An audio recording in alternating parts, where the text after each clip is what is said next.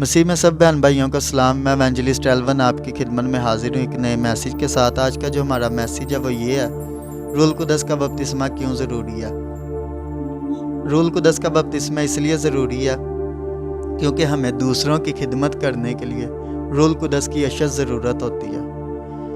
روح القدس کے بغیر نہ تو ہم تمام دنیا میں انجیل کی منادی کر سکتے ہیں اور نہ ہی ہم غیر قوموں کو شاگرد بنا سکتے ہیں۔ اس لیے خداوند یسوع مسیح نے ایمانداروں کو روح القدس دینے کا وعدہ کیا ہے۔ اس وعدے کو جاننے کے لیے ہم خداوند کے پاک کلام میں سے پڑھیں گے مقدس لوکا کی معرفت لکھی گئی انجیل، اس کا 24 باب، اس کی 49 آیت، اور اعمال کی کتاب، اس کا پہلا باب، اس کی 7 اور 8 آیات کو میں آپ کے سامنے پڑھوں گا۔ خداوند کے پاک کلام میں یوں مرقوم ہے،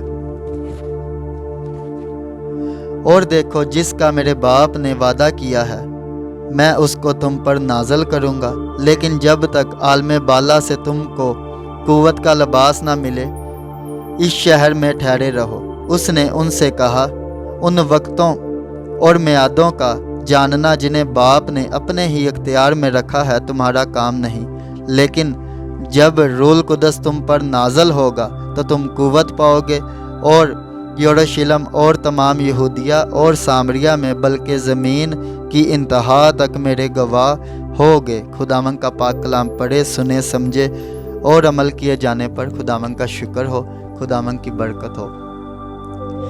تو جب ہم ان دونوں حوالوں کو پڑھتے ہیں تو جب یہاں پہ یسوع مسیح نے اپنے شاگردوں سے کیا کہا، یہاں پہ یسوع مسیح نے اپنے شاگردوں سے کہا جب تک تمہیں قوت کا لباس نہ ملے، روح القدس نہ ملے، تم یروشلم سے باہر نہ جانا، کیونکہ یسوع مسیح کو پتہ تھا کہ یہ ابھی کمزور ہیں اور انہیں جو بھی کام کرنے کے لیے دیا جائے گا یہ اسے پورا کرنے میں ناکام ہوں گے۔ لیکن جب انہوں نے روح القدس کو پایا تو انہوں نے بہت بڑے پیمانے پہ بلکہ پوری دنیا میں انجیل کی منادی کی، اور ان کے وسیلے سے ہزاروں مسیحوں نے روح القدس کے بپتسمے پائے اور لاکھوں لوگوں نے یسوع مسیح کو اپنا نجات دہندہ قبول کیا۔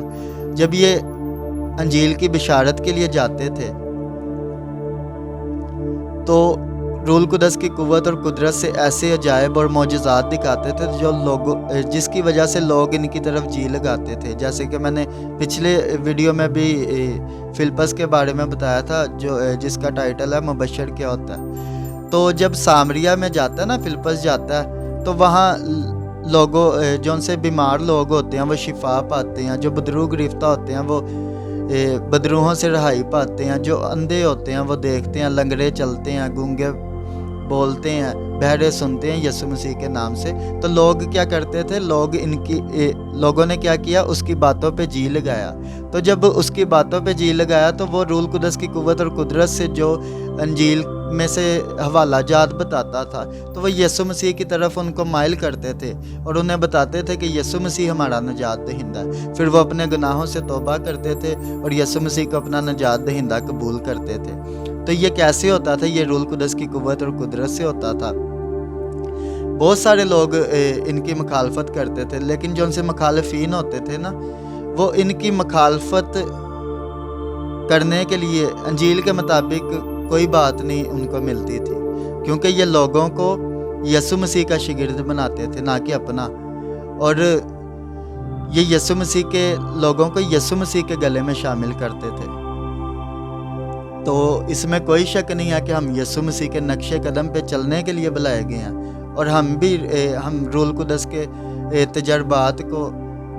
تجربات کو حاصل کر سکتے ہیں، لیکن اس سے پہلے کیا کہ ہم نے پہلے توبہ کرنی ہے، یسوع مسیح کو نجات دہندہ قبول کرنا ہے۔ اس کے بعد جب ہمیں روح القدس کا بپتسمہ ملے گا تو پھر ہم خدمت کر سکتے ہیں، کیونکہ جب روح القدس کی قوت اور قدرت ہمارے بدنوں میں آتی ہے تو بیماریاں جاتی رہتی ہیں لوگوں کے بدنوں سے، بدروح گرفتہ جو ان سے ہوتے ہیں وہ آزادی پاتے ہیں، بحالی پاتے ہیں، رہائی پاتے ہیں۔ جب ہم متی کی انجیل پڑھتے ہیں نا، اس کا 1 باب اور 3 باب، تو جب ماں مریم پہ جبرائیل فرشتہ آتا ہے، جب فرشتہ آتا ہے تو یسوع مسیح یعنی کہ یسوع مسیح روح القدس کی قوت اور قدرت سے وہ پیدا ہوئے نا، ماں مریم کے جب پیٹ میں ہی تھے یسوع مسیح، تو وہ روح القدس سے بھرے ہوئے تھے، اور جب وہ روح القدس یعنی کہ پیدا ہوئے تو روح القدس کا بپتسمہ لینے سے پہلے وہ روح القدس کی بدولت پیدا ہوئے، اور روح القدس کی قوت اور قدرت سے پیدا ہوئے، اور وہ تو شروع سے یعنی کہ وہ تو پیدا ہی روح القدس کی قوت اور قدرت سے ہوئے ہیں۔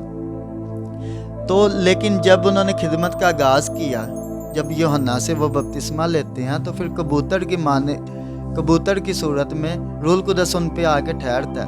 تو یعنی کہ وہ خدمت کا آغاز شروع کرنے سے پہلے وہ روح القدس کا بپتسمہ پاتے ہیں۔ اگر یسوع مسیح اپنی خدمت کا آغاز کرنے سے پہلے ان کو روح القدس کے بپتسمے کی ضرورت تھی، تو آج ایک خادم کو روح القدس کے بپتسمے کی کتنی ضرورت ہے۔ تو اس لیے ہمیں جب تک ہم روح القدس کے بپتسمے کو نہیں حاصل کرتے تب تک ہم خدمت نہیں کر سکتے، کیونکہ جب ہم روح القدس کے بپتسمے کو حاصل کریں گے، روح القدس کو حاصل کریں گے، تو پھر ہی کلام کے بھیدوں کو ہم جان سکیں گے۔ روح القدس کے بغیر ہم کلام کے بھیدوں کو جان ہی نہیں سکتے۔